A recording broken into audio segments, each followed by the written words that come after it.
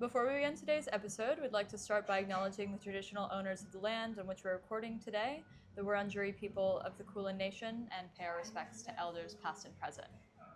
We're here at Officina Gastronomica Italiana. Quite a mouthful. But you can just call it OGI apparently. Yeah, so that's what their Instagram handle is. Yeah, check it out. It's in Hawkesbury Village, I guess, technically. It's out in the back courtyard. It's beautiful. They've got like lemon tables and alfresco-esque dining area. Undercover because it's Melbourne, of course. Yeah, spinning a bit today. Yeah, but it's beautiful out here. So what do you think we should get? Anything stand out to you? Oh, that special pasta orecchiette. That does sound really good. Sounded so good. I didn't know that was from Puglia.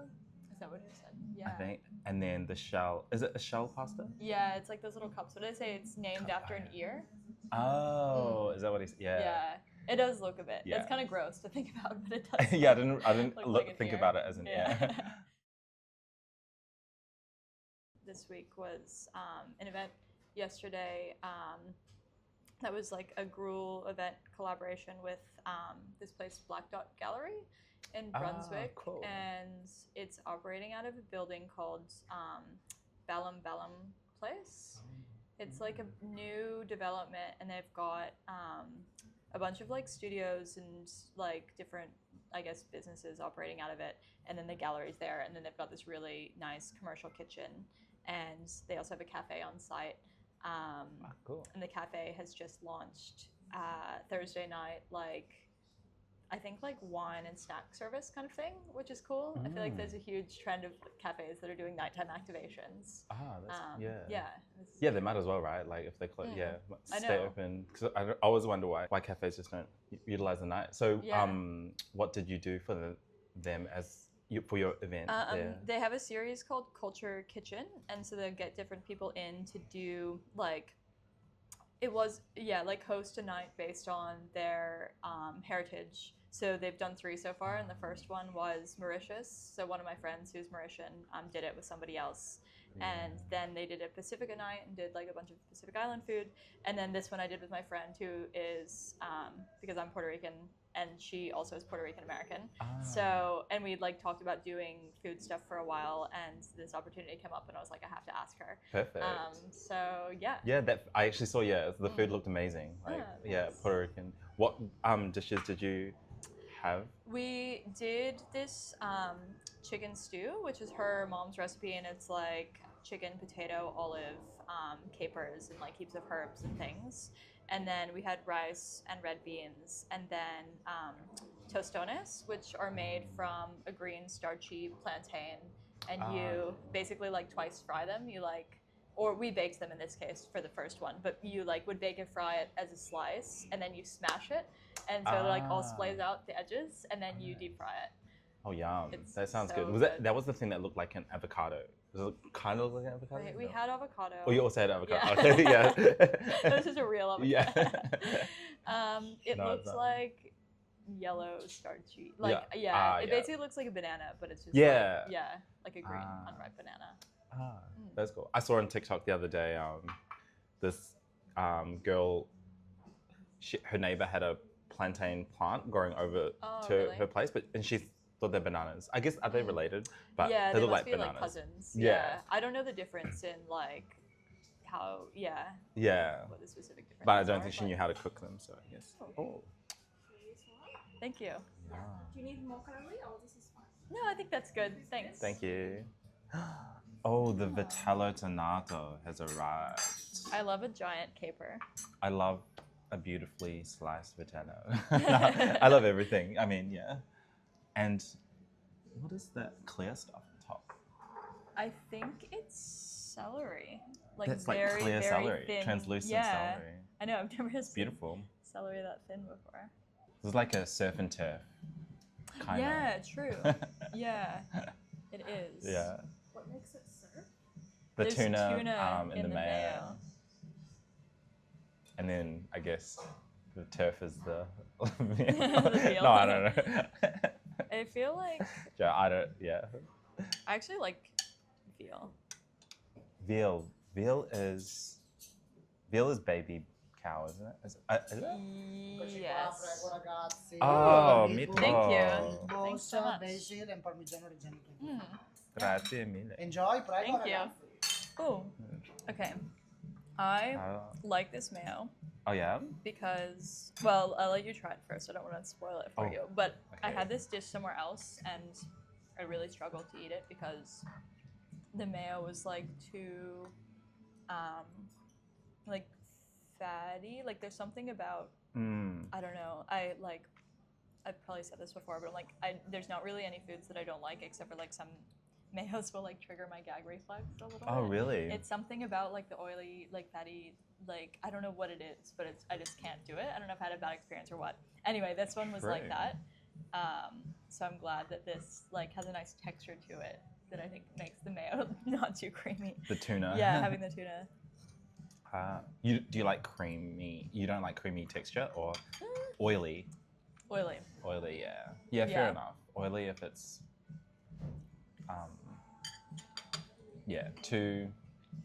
can be too much on the palate.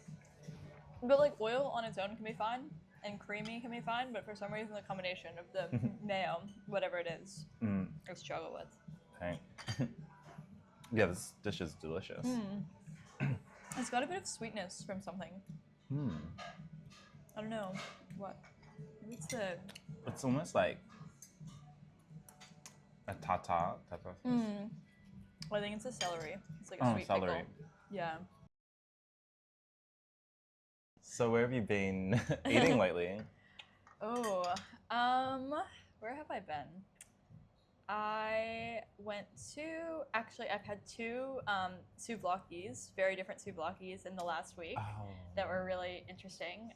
One day I went with some friends to Box Hill, and there's this place I've been wanting to try for ages called Home Souv. It's in Souv. Box Hill Central, and it was positioned to me by the person who told me as like Chinese Souvlaki. Chinese Souvlaki. Yeah. Wow. It is so good. It's like as good, if not better, as my expectations. And I feel like hearing that, I was like so excited. But it's essentially like I was imagining it as like a Chinese style flatbread with, imagining it as like a wrap with like Chinese fillings kind of thing. I thought maybe it would be in like a flaky, like a spring onion pancake. Yeah, or something. that's what I was envisioning. Oh. But it's not. It's like a, it almost looks like a burrito. It's like very thin, like wrap, you know, like that pliable, like big wheat wrap. Oh. And then they've got your choice of like 5 different chilled dishes, like black fungus and tofu, like noodle salad, and all these different like pickles and cabbage and stuff. And then you can choose a protein. And I got beef, which was like this real fragrant, like 5-spice beef, like thinly sliced. And it was huge, and it was only like $14, which I feel compared to most wraps and sandwiches is really good. Yeah, it was just delicious. Was it a takeaway situation or like a? Yeah, it's like in the area of the, like, you know where the kind of sit down like food courty area of Box Hill is. Oh yeah. It was in there. Yeah. Yeah, one of the many stalls. Box Hill's got such great food. I know. So was it Chinese? Would you consider it Greek at all, or is it very like Chinese? No, I think like, okay. This is what's interesting because they call it, even though Souvlaki is Greek, they like, I think there was some reference to Turkey. So maybe it's like more like a hybrid there. I don't really know the crossover. Like I'm not sure if there's like some sort of cultural exchange that would have happened in China, or if this is just a thing where they're like, Australians like Souvlaki, let's like fuse them or whatever. Because is Turkey close to China? Well, Turkey, because Turkey's technically Asia. Asia, yeah. Yeah, even Europe though it's so close to Europe. So I think, I'm sure that there's true. been some sort of exchange over the years, but okay. Home Souvlaki, and then the other Souvlaki place. The other one was Kalimera in Oakleigh. Have you been there before? No, but I've heard about it. That's the one Ben Shuri has like spooked up as well, right? Yeah, he and I don't agree, I think, about a lot of things. Oh yeah. But this is one thing where I'm like, I think so. Yeah, I'll give him this one. It was so good. Yeah, just like real solid. Again, only like $14 and like super filling. And I got chicken. Yum. Also, they were playing Justin Bieber the whole time I was at that restaurant for some reason, and now I like have one of his songs in my head, and it's pissing me off. Oh, I like no. haven't been able to get it out. Oh yeah, I was gonna say, was it a pro or con to be Definitely a Justin con. Bieber? It's like this old. Which I can't even one? remember the name of it, but it's like him and Nicki Minaj. Oh yeah. You know. I think I know the one, but I don't want to. I don't want to yeah, replay it don't in my think about brain it. because it'll get stuck in my head too. But Oh, yeah. where have you been? I've been to a few places. Went to Atta in. Oh, how was that? I'm going next week. Oh, okay, yeah. It was really good actually. So it's an Indian kind of fine dining place in Middle Park, Port Melbourne kind of area. But right by the beach. The building itself is so stunning. Is it? It's kind of like stone walled and inside is a bit refined. But they had this dish that was like called a dirty samosa, and I was like, okay, like, but there's nothing dirty about it. It was more like an abstract piece of art, like on the plate. And then I felt a bit basic, but I ordered like just the butter chicken, garlic naan, and saffron rice. But you know, it was like just basically curries and stuff you could order anyway. So I was like, and then the dessert, which was like shaped like India, kulfi, pistachio ice cream type vibe. That's cool. Yeah, so it was nice, like by the beach. Yeah, that'd be good. It's been around for a while, right? I think so, yeah. But that was my first time I've been there, actually. So. Oh no, you kind of forget about that whole part of the city. Yeah. No, and I don't know like that much about like Indian cuisine but I learnt that chicken tikka masala is actually like British. It's not Indian. And so, then, is butter chicken? Butter chicken's from Delhi, so it's it is Indian actually. Chicken makhani, I think. True. That's what my research told me anyway. But it could be different answers to these things. But Atta, is really beautiful, like a bit more like upscale Indian, sit down, special occasion type place, I think. Yeah.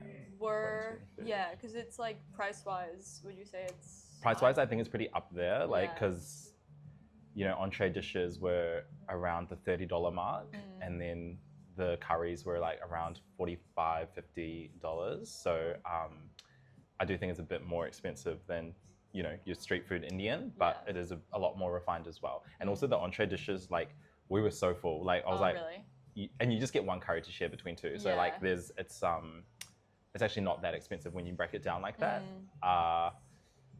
Yeah, I feel like sometimes people don't think about that. Like, even though a dish might look small, like if it is really filling, then it is kind of better. Yeah, no. So and I'm sure the quality of ingredients and everything they use is high. Yeah. Oh, cool. I mean, what are you gonna order when you go? I don't know. I couldn't decide. I was looking at the menu, but it's really big, so I was kind of overwhelmed. Yeah. Like, how do I narrow it down?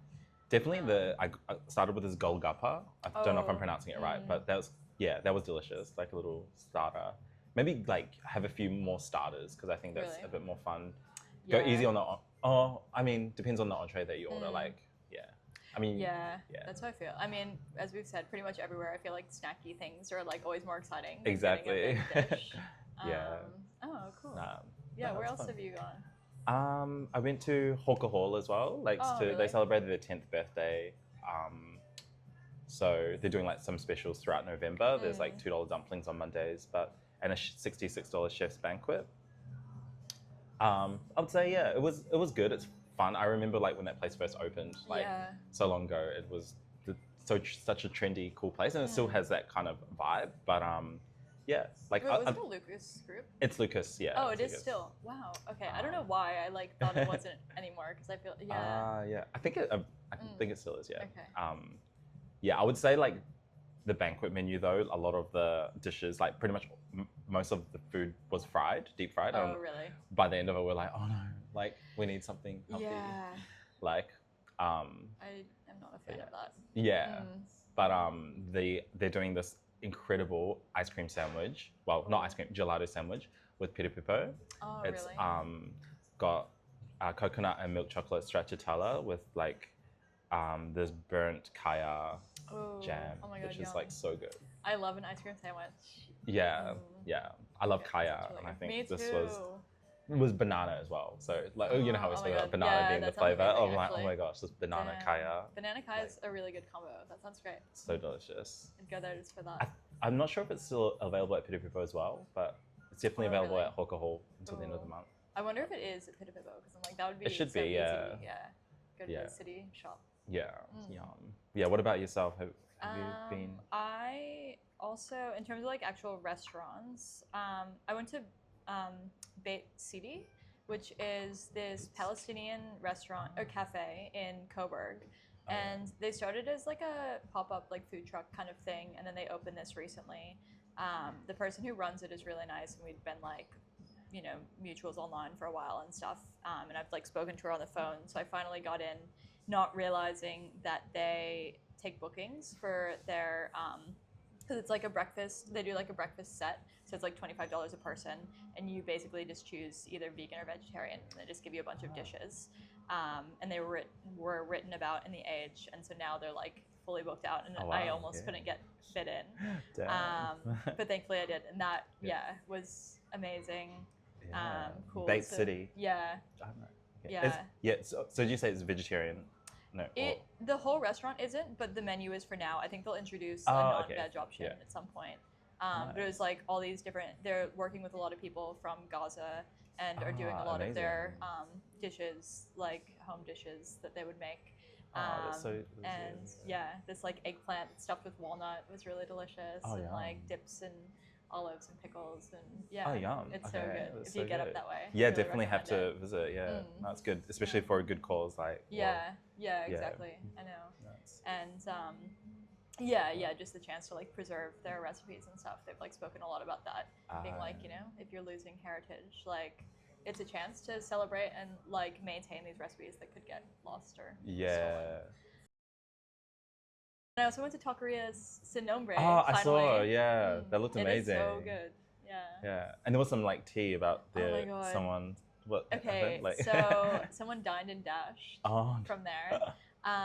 And they posted about it on Instagram. Like literally had like CCTV footage of the girl. Yeah. And did you see it when it went up? No. Okay. No. So they like posted a photo of her being like, she's like reapplying her lipstick on her phone or whatever, and they're like, your lipstick looks great, but you owe us $104.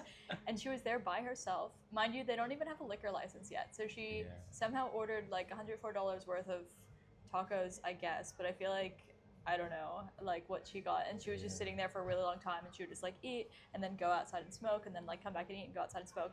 And then eventually they had footage of her, like she had this bag with her that I guess wasn't a very nice bag, and she started moving all of her stuff into her coat pockets, and then she went out to smoke one more time and then just never came back. Oh. So it was like the decoy. Yeah. And that, she intentionally brought with her. And apparently she's done this before, and when the venue posted about it, all these people responded being like, I know who this is. And so then the girl got in touch and said it was a misunderstanding and ultimately paid, but like no more explanation than that. Oh wow, she's probably doing it for kicks, right? I guess, it must be something like that. Yeah. But like, going out dining by yourself, and then also, I don't like. It feels like surely she must know she's gonna get caught, because this is a tiny venue. Like it can't be any bigger than this courtyard. Like it would probably be a bit smaller. And like you know, it's one thing if you're like in a big pub and like you know you can kind of sneak out. But I'm like, and it's a big business. You're not like true. These people who are there, the owners are literally serving you, and then you're gonna pull that. Like, I know. It's a shitty thing to do to a small business. Like go do that at Coles or something. Yeah, I know, right? Exactly. But how was the food at? It was really good. I think I ordered a few things. Like they have a kangaroo taco that I was the most excited about, but I think the one I ended up leaving and thinking was the highlight was the brisket. Because they do because one of them is Texan, one of the owners, so they do like a Texas style brisket and cheese and like a flour tortilla. It's a real like gringo taco, like not super like authentic, but it's so good. And then they do a chicken skin, like a fried chicken skin with guac to dip in, and that is amazing. As like a snack? Yeah. Yum. Octopus tostada, like literally everything. It all looks so good. So they were from Dingo Eat My Taco? Dingo people. But it's only open on Friday and Saturday, I think, which is a bit tricky. Where is it located again? It's literally like, it's down the Supper Inn laneway. Yeah, Celestial Avenue. Yeah, Celestial, right next to the Hong Kong cafe that's down there. The Heyday or something. Yeah. Yeah. Cool. So Atlas closed? Oh yeah. Oh, it's so sad. So after 9 years, this restaurant on Commercial Road, Charlie Carrington, I think he started it when he was only 22. Wow, so he must be 30 something now. But yeah, it's closing Atlas. So sad. You been there? I've been there. It used to be one of my favorite restaurants because they changed. So Charlie changes the cuisine every 4 months, and it's he actually does research, goes to the country to figure out and kind of puts his Australian kind of modern twist to everything. But he did. I think I went to his Vietnamese menu and his Mexican menu and something else. But yeah. I wonder what happened or what he's going to do now. I mean, that is a really long time to run a venue, but... Yeah, I think it's a long time, and restaurants change. I think he's focusing on another project. Really? But he's still doing Atlas Market or something. I'm not really What is that? sure. Like products? Maybe his boxes, because during COVID he did Atlas at home kind of right, okay. food boxes. But interesting. Yeah, so Atlas is closing. Have you ever been? No, never. That's well, I think he's doing best of Atlas menu until he closes, which really? might be the end of this month or. Wow, that's so fast. Yeah, I remember it was one of the best value kind of feed me chef's menus that he. Really? How much was it? It was like $60, I think.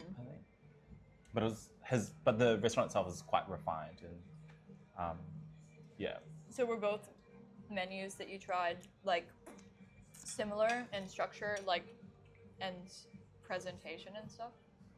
Similar in structure, 6 courses, I think. But very much dedicated to that cuisine or that region. Yeah, that's interesting. So I mean, it'd be good to have the excuse to go travel around for that purpose. Exactly. To write it all off. Yeah.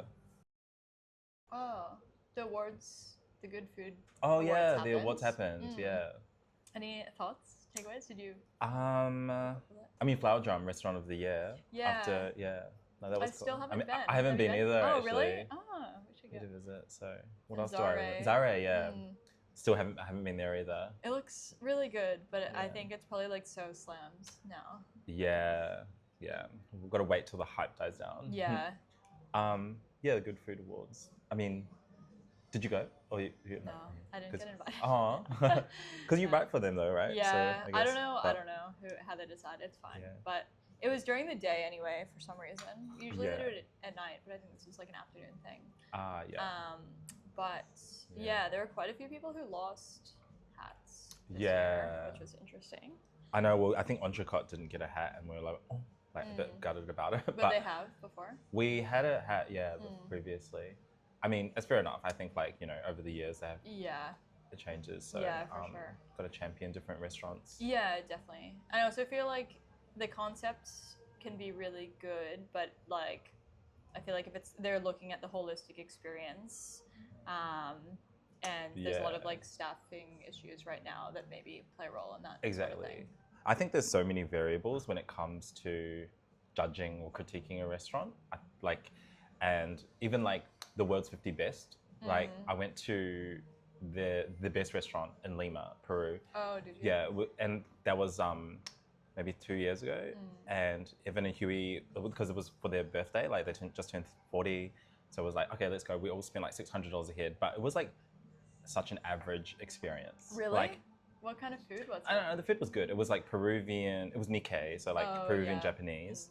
But I don't know, the vibe, everything. I was just we'd be better off just going to a nice place here. I do wonder with the 50 best how they decide what their criteria is. Yeah. So I don't know. I feel some awards take take it with a grain of salt, Yeah, I guess. Yeah, 100%. I mean, as yeah. we've seen with some that we've gone to before in other years, like the dairy awards or like all these things. Yeah. Like I feel like so much of it is just like the industry either paying to get an award, which does happen in some industries, or like you know, they just have a good relationship with someone, so someone's like, oh, I'm friends with this person, or like whatever, you know, it's not super like, it's a bit biased. Exactly, yeah.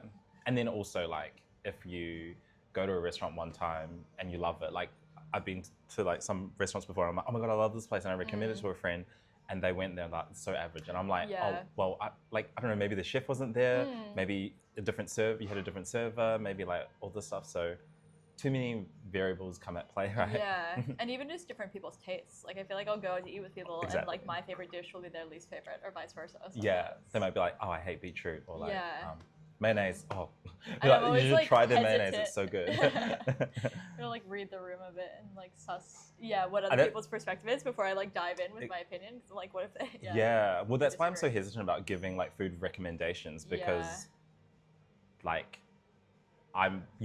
we have such different tastes, like, and what you want, looking for in a restaurant might be completely different to what I value. Yeah, 100%. Yeah, like one of my friends, he wants to find like, he always asks me for recommendations, but then his value, he wants somewhere that's like quiet and not too many people and have space. Really? And I'm like, no good restaurants, like, unless you're paying like an arm and a leg, are gonna be like affordable and like spread themselves out and be quite like, well, so, maybe like, some are, but. Do they want like an upscale kind of experience?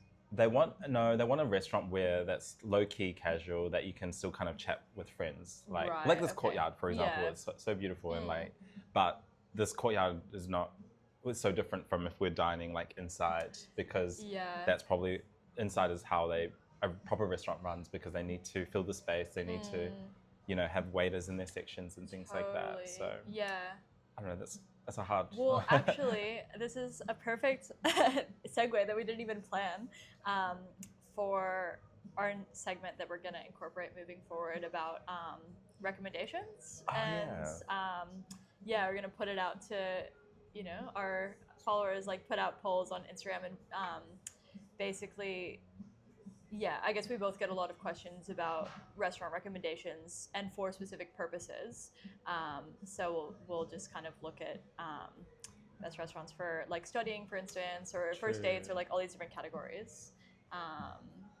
And I do have one that we can start with if you want. Yeah. So my friend Julia, who you know, Julia Sansone. Yes, Sansbury. Yeah, shout out Sansbury. Shout out. Is currently working on a piece for the zine that we're doing on the best places to break up. Okay. Oh. I know. Mince I don't want to like gonna be on look out Mag, for Mince Mag issue 1. I don't want to steal her concept, but I was like, it got me thinking about it because I was like, that's actually a really Would you pick a good restaurant or a bad restaurant? Well, this is what I was thinking. I'm like, there's so many different criteria, and like, I guess it depends on what kind of breakup it is. She was saying it's more like situationship, like you're trying to end things, whatever. And her top suggestion was Shop Ramen, because apparently they have a time limit with the seating. So it's like, if it starts to get awkward, then you're like, oh, gotta go. And I was like, that's kind of genius. That's cool. Yeah. I would, that's cool. I thought of another cool idea. Maybe I'd go to like Five Guys Burgers or something, and then go for a drink at Heartbreaker, and then then do the deed at Heartbreaker, and be like, hey, we're going to Heartbreaker because I'm going to break your heart now. Goodbye. So true. I don't know. That's actually, the Five Guys to Heartbreaker. I mean, I was just picking a restaurant close by. The South Bank. Not the South Bank, the QV. The QV one, Right. Okay. Yeah, that's actually a really good one. But no. I don't know if I have any that come to I think mind. a lot of restaurants, I guess, like Shop Ramen, will kick you out with the limited time frame. Yeah. Also, how do you feel about that? Oh, I hate it. I mean, no, actually, I do get it. Depends on the restaurant. I think Shop Ramen's a fast enough pace that it's okay. True. But I don't like it if it's like a nicer restaurant, because you're spending all this money. You're like trying to, have a leisurely time, and then like feeling like rushed is really annoying if you're spending a lot. Yeah, I think 2 hours is pretty reasonable though. Like although I don't know, depends. Though. Yeah, true. Like if you're doing a set menu, That's true. Yeah, if they're doing a set menu, and also it depends if the service is really slow, and then you've only got like that's not on the customer like to be kicked out. Like No. that's on the service, right? Yeah, Like, exactly. And then sometimes it's nice to like have a last drink or like a coffee or whatever after dinner. And I like if Yeah. you don't have a chance to do that, kind of feels yeah, bad. true. I get it. I get that. Yeah. Yeah, but yeah, like a fast-paced place, it makes sense. Yeah. Um, Yeah. especially places that have like queues and things. True. Yeah. Um, Oh, sorry, you're saying another breakup. I'm place? just trying to think if I Oh. have any, because I was thinking also there's the dynamic of like if the person you're breaking up with gets mad and leaves, you're gonna have to be prepared to pay for the bill. So you probably don't want to go someplace too True. expensive. That's true. Yeah, I don't know. It's another good breakup place. I wonder if there's anywhere that would be like very obvious. Like you're like, I know this is like I'm gonna get broken up with if we're going to eat here. Yeah, I guess. I don't know. I just be low committal place. I guess like Guzman or something. Yeah. And if you have any other specific requests, I guess our DMs are open in terms of recommendations for a specific purpose. I feel like it's annoying. No offense to people who ask, but it's annoying to be asked like, "What's your favorite restaurant?" or "What's the best restaurant in Melbourne?" But I feel like if you narrow it down by occasion or location or some sort of like other specific thing like that, then we're happy to help give guidance. True. Makes it a bit more fun. Yeah, definitely. Give us criteria. So that is it for this episode. Thanks for joining us, and thanks to OGI for letting us record here. We'll link all of the venues we mentioned in the show notes, and if you want to keep up with either of us or the show, you can follow us on Forkcast on Instagram, and then I'm Quince Pace with an underscore at the end, or Gruel Club for my events and stuff, and then I'm Ricky Sam or Forksake. So give us a follow. Yeah. Send us a DM. We're here to answer all your foodie questions or just to chat and make friends. Yeah. Feel free to message us anytime, and we'll see you next time. Thank you. Bye.